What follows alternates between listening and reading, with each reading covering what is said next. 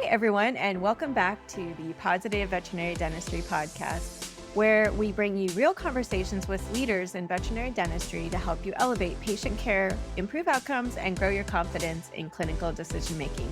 I'm your host, Benita Altier, licensed veterinary technician specialist in dentistry. Today's episode is one that I think every veterinary professional, especially those in general practice, need to hear. We're diving into tooth fractures in young dogs, specifically those immature permanent teeth that can be incredibly challenging to manage. Today, I'm truly honored to be joined by Dr. Sandra Manfra Marretta, a pioneer in veterinary oral and maxillofacial surgery and one of the most influential voices in our field. Dr. Manfra Marretta received her Doctor of Veterinary Medicine degree from Cornell University and went on to complete an internship, surgical residency, and clinical dentistry training at the Animal Medical Center in New York City. She's also a diplomate of the American College of Veterinary Surgeons, a Charter Diplomate of the American Veterinary Dental College, and an AVDC and ACVS founding fellow in Oral and Maxillofacial Surgery. And these are distinctions that truly reflect her leadership and impact in shaping this specialty. Dr. Manfra Marretta has also contributed extensively to the literature, including her important publication, Decision Making and Management of Immature Permanent Teeth with Crown Fractures in Small Animals, which is exactly what we're going to dive into today. So, Dr. Manfra, welcome to the podcast. It's such a privilege to have you here. Well, thank you. I'm so excited to be here. This is my first episode with you, and I'm very excited to be welcomed here. Yes, absolutely. And we are really excited to have you. And honestly, I hope to have you back to do more because we're going to talk about some things we're working on together, you and me, to bring more information to general practitioners and technicians and teams out there. But really importantly, you have so much experience in oral maxillofacial surgery beyond just being a veterinary dentist, and so many concepts that I feel will really help our general practitioners understand this a lot better. So really excited to have you here. There is a tradition with the Pawsitive Veterinary Dentistry Podcast. My last guest on the podcast, Dr. Maria Soltera Rivera, left a question for you. And this is a fun question that we get to answer just to start off the episode. And at the end of the podcast today, you will be leaving a question for my following guest. So, Dr. Manfra, this question is, looking back in time, what concepts in veterinary dentistry did we get most wrong early on, and what are we still getting wrong today? Oh, okay. That's a good question. I think probably how to deal with furcation lesions in dogs. Okay. And what even many veterinary dentists said, if you have a furcation lesion, you should extract the tooth. Okay. Because it had a poor prognosis. And we wrote another paper about how that's not necessarily true. And even in the humans, they changed their philosophy. So that's something that I think is important, that veterinarians know that just because a dog has a furcation lesion, even like a grade 3, that doesn't mean that the tooth needs to be extracted. Very good. And I think that's still so relevant today. So her question, what are we still getting wrong today? I don't think most people really know this or think about this, that there are options to saving these teeth versus what I like to call toothanasia, where we're having to, Right. and often we're dealing with some very large, solidly rooted teeth with furcational exposures that we certainly don't want to have to extract if there's any alternatives. We're going to do another deep dive into that particular topic in the future. We're planning for a webinar that people can sign up for and get CE credit. So we will table that topic for now, but what a great question from Dr. Soltera Rivera that really is a segue into what we're going to talk about in the future regarding furcation lesions and how to hopefully not have to extract teeth. Before we dive into the clinical side of things with what we're going to talk about today, I always love to start with your story.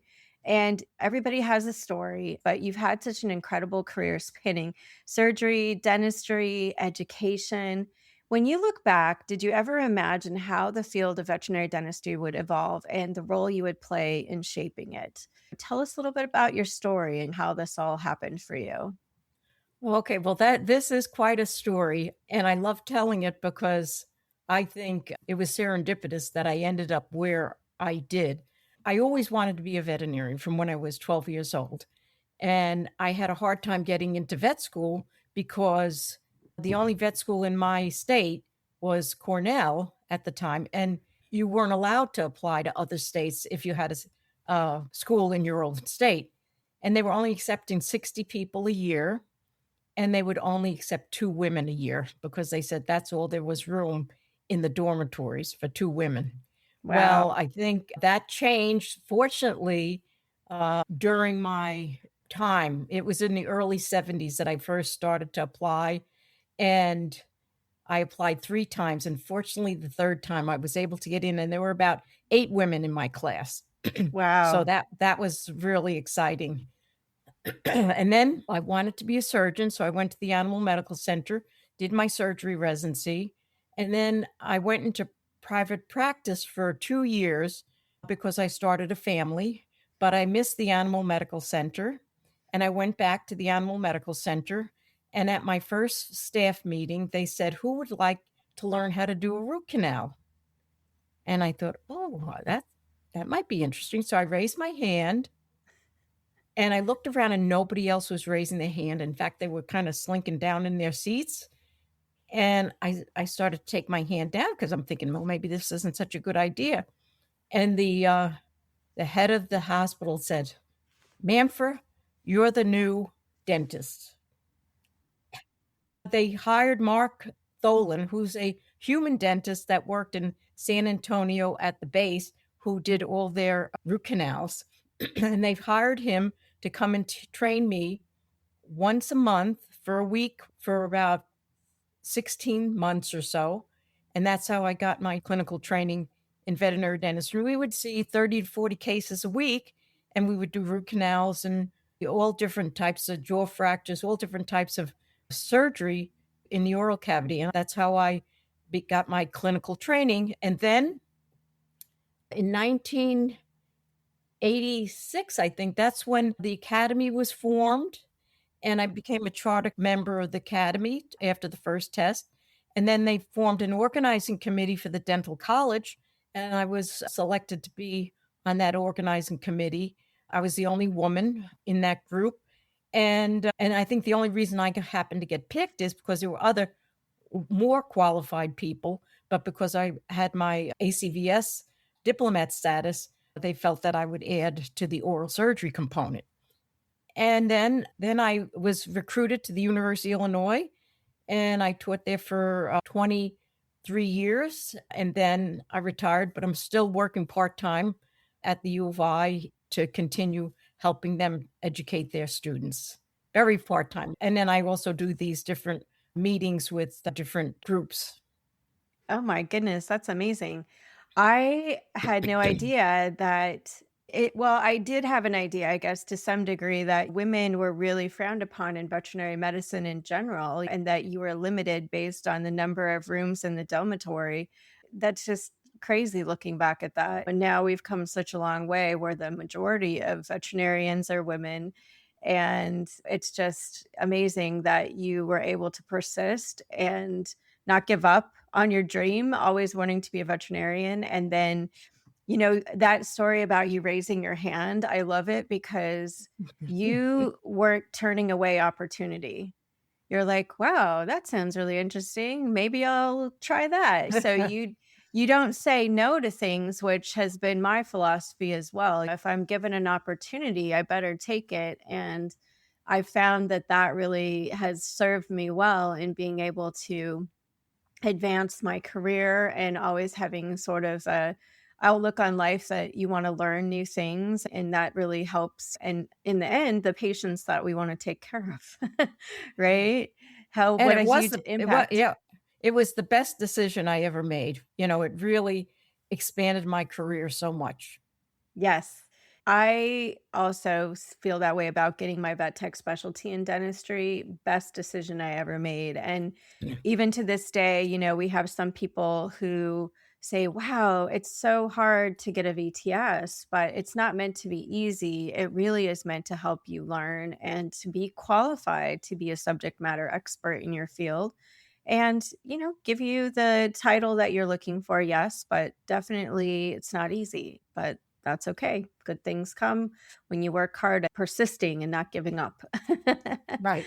So, what a great story. Well, we'll have to hear more of your stories as we go through this episode here, because I love to hear things that happened in your life and how that kind of shaped the person that you are today, and even writing the paper that we're going to talk about today. So, we're going to start with the big picture. So, in a general practice setting, we do see a lot of tooth fractures in young dogs as well, not just dogs that are mature, whether it's from them chewing on something that their well meaning pet parent gave them, like bones or rocks or sticks they might find outside, or even things that are actually very expensive to buy at the pet store, like antlers, things that you think are everlasting chew toys, but unfortunately, they're tooth destroyers. When you think about, from your perspective, why immature permanent teeth are so unique and important category to discuss, what specifically do you think about if a young dog has a tooth fracture that makes these teeth unique or biologically different than a mature dog that gets a tooth fracture? Okay. So in young dogs, say less than maybe 7 months old, their apex is not closed. And if the apex is not closed and the tooth fractures and dies, the apex will never close. The other thing is that the tooth is very fragile when a dog is young. So when the tooth first erupts, the dentin is very thin and it's more prone to fracture. And I think that's why young dogs end up breaking their teeth more often, just like children, because number one, they're doing things crazy that maybe they shouldn't be doing. And number two, that the dentin is thin and more prone to fracture. And then if the tooth fractures in a young dog, it doesn't grow to its full length. So you have a very short crown to root ratio. So it's important, if an owner notices a young dog gets a fracture when it's young, it should be brought to the attention of the veterinarian for treatment, because the sooner that young dog's fracture is treated as appropriate, the better the prognosis. Right. And often, like you said, young dogs are roughhousing. They are crazy. They're just playing with other pets in the family or things. They pick up everything with their mouth. They put everything in their mouth. And the teeth are actually much, much more fragile because of the walls of dentin being so thin. Also, they just barely erupted. So dogs that are getting their adult teeth, whether it's a canine or a maxillary fourth premolar or mandibular first molar, these teeth are the ones that they really use in more of an aggressive way to either bite down on something, or the canines being right up front, and their mouth are more prone to being fractured as well. When we think about how quickly we need to be aware that this tooth is fractured so we can treat it, what would a client maybe notice that would even clue them into the dog fracturing its teeth? Because don't these go unnoticed quite a bit? Yes, it's true. They go unnoticed. So one of the things is the history associated with the fracture. And obviously, if the animal got hit with a baseball bat or a golf club by mistake, or was hit by a car, that is the time to really look in the mouth, and obviously probably take them to a veterinarian if there was some kind of trauma to the mouth, to make sure there's no fractured teeth or a fractured jaw. The other thing, though, like you said, it could be incidental finding, and it could be that, the dog was chewing on a hard object and fractured a tooth. So if an owner sees any blood coming from a tooth, obviously that's a really big red flag. The other thing that the dog might show is some evidence of discomfort in the oral cavity. So they may prefer not to chew on their hard chew toys, or maybe not wanting to eat dry food, but maybe soft food. Or if they drink cold water, they might jerk back and be in a little discomfort, or their appetite might not be off. But that's a hard thing to really see in animals because they're so food motivated, they might even eat through that. So I think the big thing is, number one, avoid the fracture to begin with by not giving those hard chew toys. And number two, if there is an episode of trauma, that oral cavity has to be examined, because the chances of them having a broken tooth or a broken jaw could be pretty high. And so the sooner, especially in the young dog's tooth, the prognosis is better if you get treatment sooner than later. And we're talking about within anywhere from hours to a few days. And it could be successful even up to, they say, 3 weeks, but the sooner the better. Yeah. So I feel that owners of dogs, because we're mostly discussing dogs today, if they're getting in the mouth of their dog to do something like brush the teeth, they may be more likely to notice a tooth fracture really as soon as it happens or within 24 hours. My daughter has a yellow Labrador and she brushes her dog's teeth every single night. And of course, I'm very proud of her for doing that. But the other bonus of brushing the teeth every day, besides keeping gingivitis at bay and keeping the teeth clean, is that she's getting in there and looking around. And when her dog was a puppy, she actually did break one of her baby canine teeth.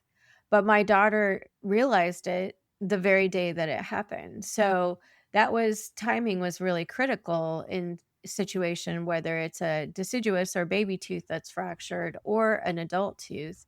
But we're going to talk about specifically if this fracture is discovered, whether at home and then the dog is taken to the vet within a short period of time so that we can decide what to do about this, or if there was some trauma, the dog yelped. If a dog is chewing on something and yelps, or is playing really rough and yelps, or that's a real big clue that the client needs to bring the dog to the vet. It shouldn't be just ignored that it's something not to worry about, because then we can look in the mouth. Veterinarians out there definitely, when they do their examination of patients that have a history of doing something that reacted in pain but now seems fine, we should definitely be looking in the mouth and checking things out and making sure that there's nothing stuck in the mouth or is something like a tooth fracture.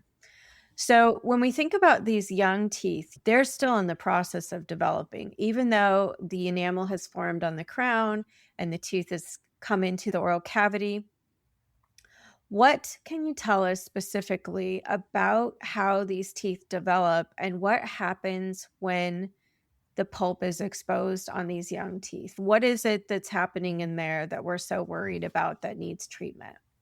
Okay, so as soon as the tooth erupts, only maybe 50% of the root is formed. So there's a lot of tooth development that occurs after the tooth first erupts.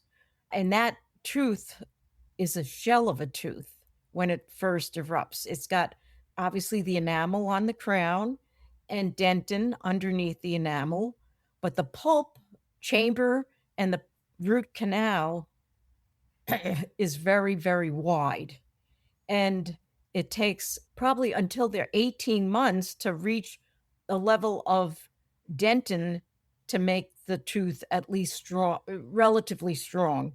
Obviously, we can continue to deposit as the dog ages, but what we ideally like to do is at least keep the tooth alive until the dog is 18 months of age. Okay, so part And of this is yes, that the tooth is at risk of dying if it has pulp exposure. exactly. Oh, and this is another point that I just found out just recently. So if the pulp is exposed, and then you're going to get pulpitis once the pulp is exposed. Once you get pulpitis, the next thing that can happen over the next 3 to 4 weeks or so, it undergoes irreversible pulpitis and then pulp necrosis. And that's when the tooth is dead.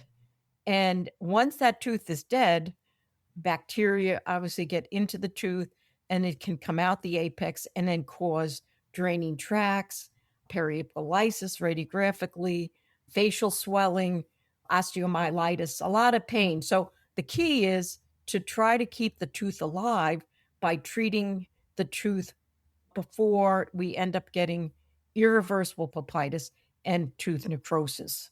And there's a whole series of things that can be done depending on the amount of trauma to the pulp. One thing I did learn, I spoke to the co-author of my paper, my former resident, and I said, I just wanted to let her know that I was going to be giving this webinar. And she said, oh, Dr. Manfra, I have come across another paper that you may not know about that was published after we wrote the paper. And sure enough, she sent me the paper, and I was amazed. What it said was that about 22% of teeth that are fractured without pulpal exposure die, and their pulp becomes non-vital.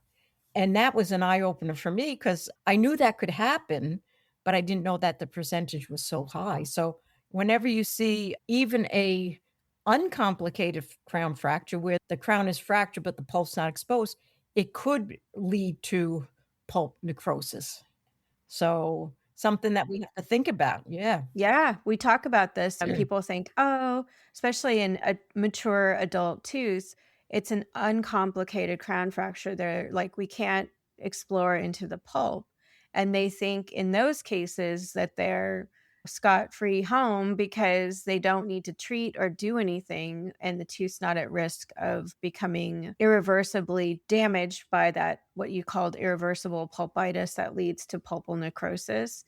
But the dentinal tubules will allow bacteria from the oral cavity into the inside of the tooth, and it's certainly at more risk of death. And now we know 22% of those teeth that have uncomplicated crown fractures go on to get irreversible pulpitis and pulpal necrosis, and then potentially that's it for that tooth. That's great to know the statistics and that we should be more aware. I think with these young patients, what a lot of people don't appreciate is how close the pulp chamber is to the dento-enamel junction, because the dentinal walls are so thin. It doesn't take much of a fracture to expose the pulp. And the likelihood of that dentinal wall being so thin as well would certainly allow bacteria from the oral cavity to invade into the pulp and set up shop inside the tooth and start to create that necrosis type of effect pretty quickly. And in that paper that we wrote, we did say that the dentin is more porous in dogs than in people. And in people, what they claim is that if there's a 0.5 millimeter of dentin left, that's enough to maybe protect the pulp. And then obviously they would do treatment on that, but it's likely that it wouldn't undergo irreversible pulpitis. In a dog, because the dentin is more porous, the level of dentin that needs to be present to help maybe not go towards irreversible pulpitis would be anywhere from 1 to 2 millimeters. So that's maybe up to 4 times more dentin that you need in a dog to help prevent irreversible pulpitis versus a human. Wow, that's good statistics to know as well. So when we think about a dog that's between, let's say, 4 and 7 months of age, because that's when they're getting their adult teeth in, at what age do dogs actually have what we would call a mature adult tooth, where the apex is closed and the dentinal walls have some thickness so that the tooth becomes a little bit more robust? I would say 9 months of age, where the apex should form, depending on the tooth, obviously. And there's papers written on that when the apex closed. By 9 months, the apex will close, but the dentin is narrow and the pulp is very wide and the tooth is still weak. So until 18 months of age, we should make every effort to keep the pulp vital. Exactly. And dentin will continue to lay down throughout the patient's life, right? So that the dentinal walls will continue and to the get point thicker. where you get a sclerotic canal where you can't even see hardly the canal. And it depends on how active that dog is in chewing, how quick that dentin will lay down. So the goal here is to recognize that there has been a breach into the pulp chamber via some sort of damage to the tooth, whether it's a fracture, or I do have a story about a 9-month-old yellow lab that also had been given a tennis ball and had open bleeding pulp because of abrasion. Yes. So same kind of thing, the pulp's so close to the surface. The dog loved his tennis ball. It only took 3 months or less for that pulp to be bleeding and open on all 4 maxillary and mandibular canines. And so the treatment for that is not different than what we would talk about if it's a tooth fracture. But we have to be really careful what we give these young dogs because of the risk of damage to the teeth that can lead to the tooth's death, and especially if it's not recognized early enough that they could get in and have the options.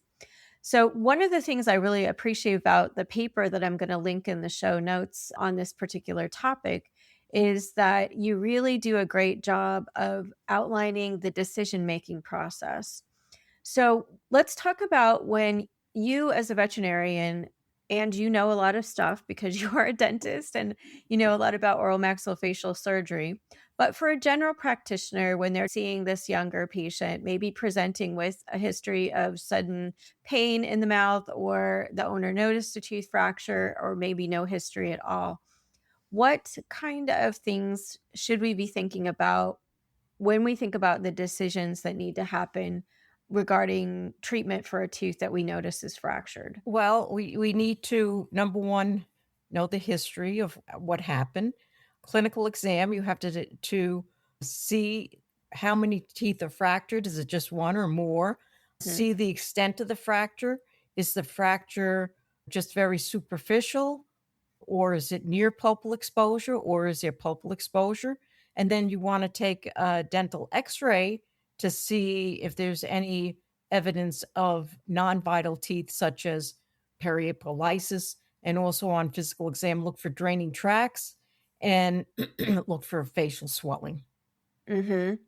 And so this sounds like these pups need to go under anesthesia because young animals, especially, might be kind of wiggly and hard to look at. So we want to get them under anesthesia so we can really do a thorough clinical evaluation and take the dental x rays.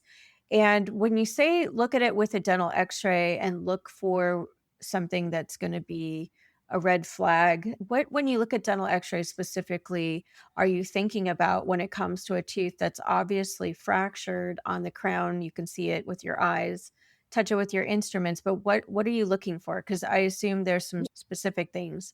Okay, sure. So if you have an acute fracture, you're probably not going to see a lot of radiographic changes if the tooth is still vital, although you might see evidence of part of the tooth missing, but you could see that on your oral exam with your dental explorer. But what you're going to see is if the tooth is non-vital, like say, for example, you're doing your exam, you see a fractured tooth, you get your explorer in there, you probe the tooth and it doesn't bleed and it's black, that means the tooth is non-vital. Now, you don't know how long it's been non-vital, but you can take an x-ray and that'll give you an idea of how long the tooth might have been non-vital. So, for example, if the tooth fractured years ago when the dog was young and you take an x-ray, what you'll see is when you compare it to the contralateral tooth, the tooth will have a much wider pulp canal and a very narrow dentin. The tooth apex may be open, and the crown to root ratio would be shorter because the root didn't grow to its full length. And then you might also see osteomyelitis in the surrounding bone. And then obviously on physical exam, you could surely see a draining tract. And if you're going to see a draining tract secondary to fractured tooth or endodontic disease, the draining tract will often be apical to the mucogingival line. Whereas if you have a draining tract secondary to periodontal disease, it'll be coronal to the mucogingival line. Or sometimes it's right at the mucogingival line, and you'll have to base your clinical exam, like periodontal probing, to decide for sure what it is. And you could always put a gutta percha point, which is a radiopaque, almost like a toothpick type structure, into the draining tract, and it'll point to where the draining tract would be arising from. And that would be in a fractured tooth, it would point to the apex of that tooth. That's great, because we want some real understanding of how we can diagnose this to understand what we should do about this or if it's a good candidate for referral. Most veterinarians out there are not doing vital pulp therapy, which we're going to talk about, or traditional root canal therapy. And so they need to understand, is this tooth a good candidate for this or is it not? And I would assume if the patient is young, we know the age of the patient because the owner's giving us that history. And we also can tell that by the dental radiographs because we can tell a little bit better about looking at all the teeth and their level of maturity. If they're all maturing at the same rate, they're all basically presenting as being the same age, right? But if a tooth stops maturing, i.e., the dentinal walls don't get any thicker, I always say the teeth are frozen in time if they die, then that tooth stands out against the contralateral tooth, as you mentioned, because of the subtle but sometimes marked difference in the dentinal wall thickness and the root canal thickness as well. So, first of all, we have to establish what is it that's injured, the stage of root development at that particular time, and is this tooth still alive or has it already perished, right? Right. So, when we think about that with these young patients, why is it so important that we do something soon and quick and specific so that the tooth can stay alive rather than wait until the tooth dies and do something about it with these young patients and their open apex? Well, the prognosis is much better the sooner treated than later, because once the tooth gets irreversible pulpitis and the tooth dies, it's much more difficult to treat, and the prognosis for getting full strength to that tooth is very poor. So the key is to treat it as soon as possible, keep the tooth alive as long as you can, and let the tooth develop to its full potential. Okay. So the idea is we want to keep the tooth in the patient's mouth. And often these are big, important teeth we're talking about. If it was just a little O5 premolar or an incisor or something, we might not be as excited about trying to spend a lot of money and heroic efforts to save the tooth. But often these are canine teeth or the carnassials, right? So we Right. really do want the tooth to be there for form and function. When we have a young patient that's between 6 months and 9 months, they still have that open apex. What is our treatment options? What should the clinicians know about what a veterinary dentist would be doing if they were trying to save a tooth that's fractured? Okay, so it depends again the level of fracture. So if it's just a very superficial fracture, we just need to do minor restoration of that tooth. If it's near pulpal exposure, we need to do the next level of treatment where we maybe put in some MTA and some restoration of that tooth. However, we might even do a vital pulpotomy on those. And vital pulpotomy usually is done on a young dog's teeth or even or a older dog's teeth that have a recent pulpal exposure where the tooth we hope has reversible pulpitis, and we can remove a portion of the pulp, the damaged pulp, the very superficial part, maybe 7 or 8 millimeters or so of the pulp, and then put a dressing on that, usually MTA. And then we can put maybe a layer of glass ionomer and then a restorative material on top of that. So the whole point is to remove the diseased pulp where the fracture occurred by several millimeters of that, like maybe 8 or 9 millimeters or so, put a dressing on it, restore it, and then the tooth remains alive and the tooth continues to develop and get the apex forming, more dentin laid down. Now, if we don't get it in a soon enough time frame where the pulp is now necrotic, there is other treatment that can be performed, but it doesn't have as great a long-term prognosis for new dentin deposition as it would be if you got it while the tooth was alive. So that's the urgency, is to get to the tooth, treat it so that the tooth can remain alive and continue to develop. Right. And especially if the root apex isn't even formed.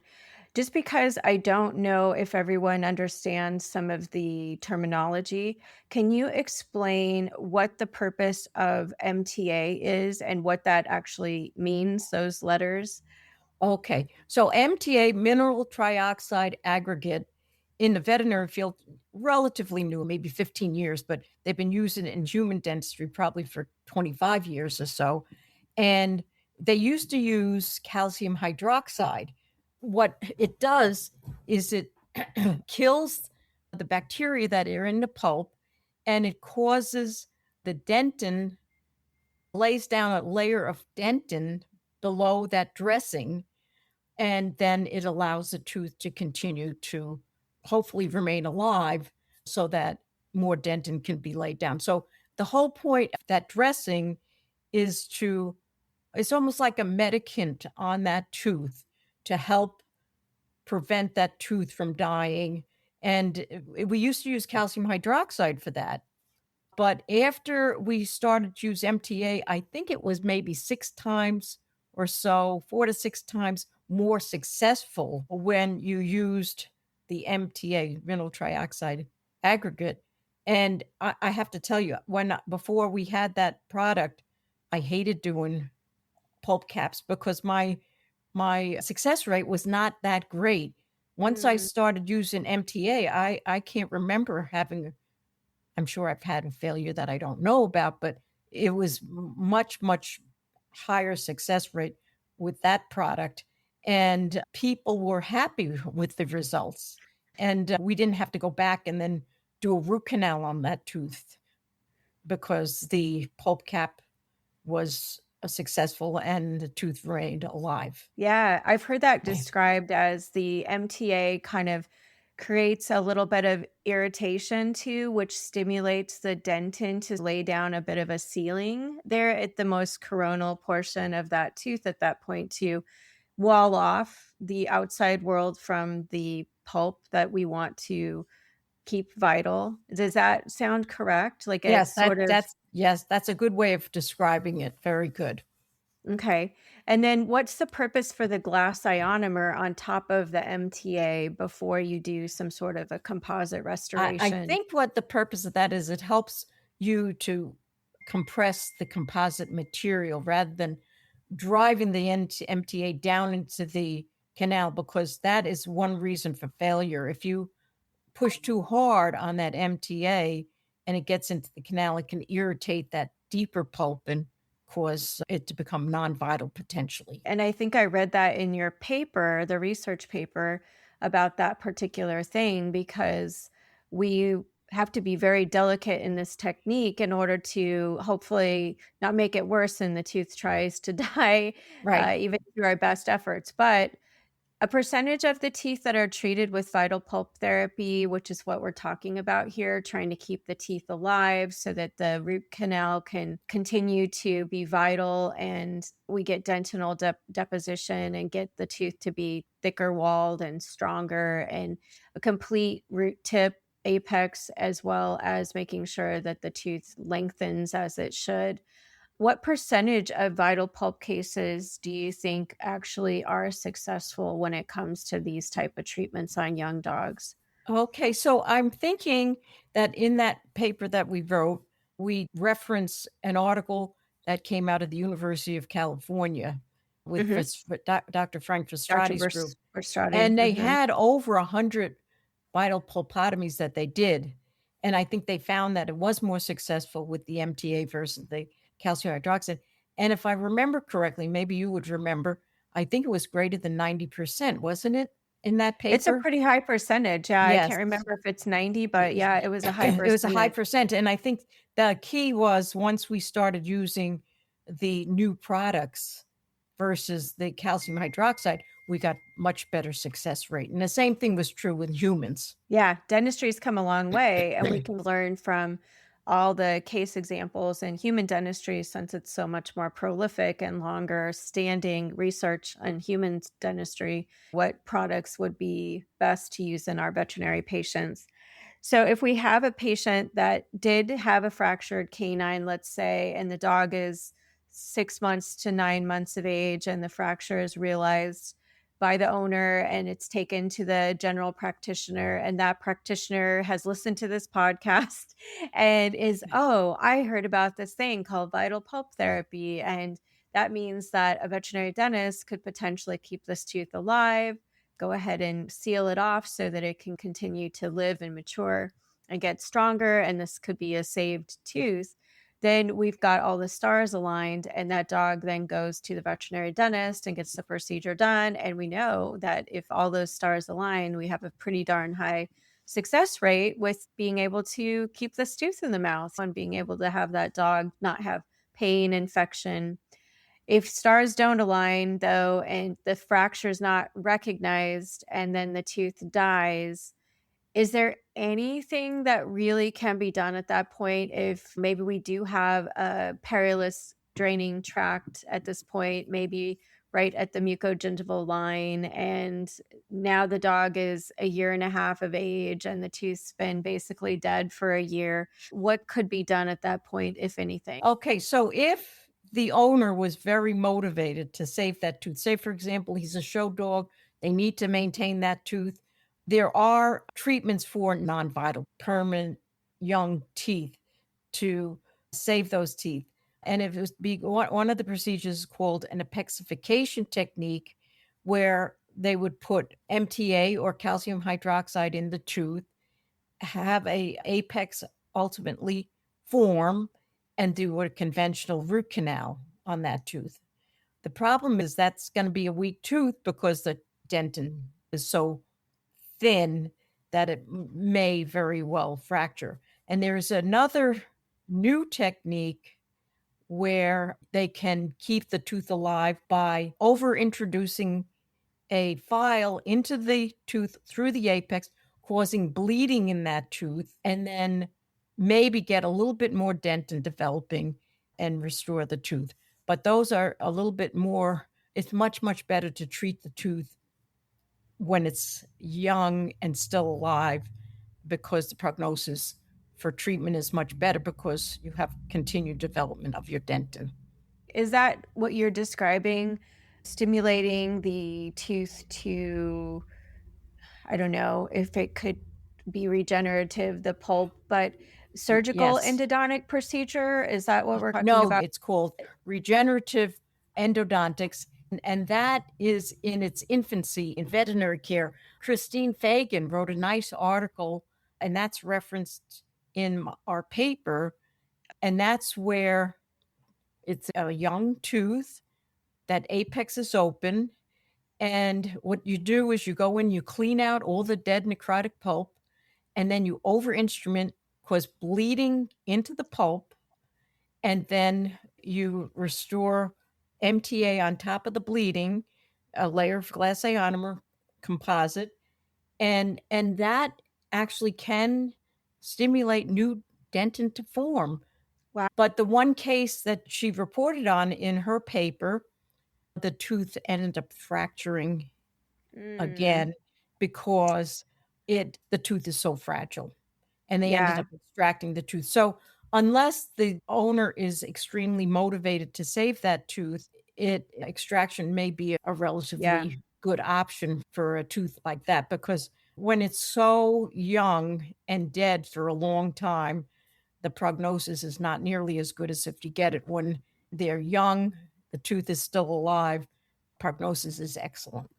That's really cutting edge research there and really exciting. I'll have to read that article and read more about this. Yeah, it's very interesting, and they are using it in people, but even if I remember correctly, the statistics in children that they did this with, I think it was something like maybe 30% of those teeth went on to fracture because they never developed and they were weak. Yeah. So what would you tell a pet owner to do after a vital pulp therapy to make sure that the tooth, because it still is thin dentinal walls and we're hoping that it will stay alive and we don't want it to fracture again, What would you tell them to be aware of, to do or not to do when it comes to their food or anything that they're chewing on or playing with or I would tell them to avoid any hard chew toys. So, Mhm. What uh, fractured the tooth in the first place, I'm right, sure what too, fractures the maybe, and teeth in the first place? yeah. Nothing hard. I mean, I think they can have a relatively normal diet, but nothing, no sticks, no stones, no Mhm. antlers, no nyla bones, nothing that you can't indent with your finger. I would avoid any hard chew toys. Obviously, avoid tugging of war and rough house playing, things like that. And you probably have recommendations for certain chew toys that you would recommend. Yeah, it's hard to have things that are gonna be everlasting and not be edible because the things that are gonna be durable that people wanna give their dog to chew on tend to be things that when the dog bites down hard causes tooth fractures or tooth damage, but even more important, if a tooth has been damaged, that they can't give them things that would risk the tooth more and or other teeth in the mouth. And that doesn't mean necessarily forever, but if a dog is 5 years old and has really thick dentinal walls, nice, strong, fully formed teeth, their teeth can withstand just a lot more of their bite down and chewing forces than these young dogs with these more fragile teeth. So good advice in general with young animals is to be very, very cautious what you give them to chew on because of the fact their teeth are just so fragile. And avoiding the tooth fracture in the first place is the most important part. And then on top of that, if a fracture occurs, recognizing it as soon as possible to get them into the vet while the tooth's still alive. Emergency, we need a tooth ambulance. Get me to the vet because if you don't, I might die. And there's other things that happen too where teeth are bulse or teeth luxate. We could have a whole Right. episode about things like that happen to teeth that we need to have more of an emergency. A lot of things in dentistry are not emergencies because it's things that have gone on for years to cause problems like periodontal disease. But this particular subject really is a tooth emergency where we want to get them to the vet. Right. And the vet needs to recognize what the options are at this point. So when we think about an endodontic procedure like a traditional root canal, when is that appropriate for these younger dogs? Because I know I've always been told, and maybe there's some new information you have for us, that if the apex is not closed, we don't have apexification, that we cannot do a standard root canal therapy because any preparation we put in the tooth will just basically extrude out that open apex. So what's new on that, doing root canal therapy on immature teeth? Okay. So what you would have to do is you would have to do an apexification procedure if the tooth is dead. So an apexification procedure would be where you fill up the tooth with calcium hydroxide, or you put MTA down in the apex, and then you perform a root canal. The MTA would be a better option because it's not as many steps. With the calcium Mhm. hydroxide, we used to have to replace it, and then if your apex wasn't formed, then replace it, and then repeat that until the apex was formed. With the MTA, you clean out the root canal, flush it really good, put the MTA down in the apex, and there's newer products that you could do it in one step. And so you put the MTA at the apex, and then you do your root canal on top of that. Does this involve multiple anesthetic episodes to do It this? could be Because anywhere from 1 to 2 episodes, oh, because the newer products set up more quickly than the original okay. products. It used to be that it took 4 hours to set Oh, up, wow. and so And you don't you wanna didn't keep have. a patient under. Right, right. So what you would do is you'd have them come back 1 to 4 days later, and then once it's set up, then you would go ahead and do your root canal. But they have newer products that you can maybe just do it all in one setting. So regenerative endodontics, where you put the MTA at the apex and then you cause bleeding, and then that bleeding can maybe cause new dentin potential to develop, and then put your restorative at the end. But there's different things that can be done in a dead tooth but it's somewhat more involved than if you get it when it's alive. Yeah, always better if we can get it when it's alive. And we know the success rate is really high for those vital pulp therapies if we Yes. can intervene quickly. But that's really exciting. I definitely am really wanting to learn more. We're going to host a webinar, you and I, on this Yes. topic, and you can then actually show people do a PowerPoint presentation and really get in depth on these techniques. So I'm really excited about that. That will be coming in the next couple of months here, where we'll sign people up for that. And then we'll have that course on demand as well on my website. So that'll be exciting to be able to learn more about some of this cutting edge medicine when it comes to getting a tooth to come back to life, which I thought was impossible. So I'm excited to hear about that. And just knowing that some of these techniques out there are being researched and perfected, because it's so hard for us to catch these tooth fractures, especially when we're dealing with these young patients, quickly enough and get the pet to the veterinary dentist quickly enough. There's just so many barriers to the stars aligning, as I mentioned, that if we have some other options, and especially if the client is motivated to save that tooth, what a great thing for the future of veterinary dentistry.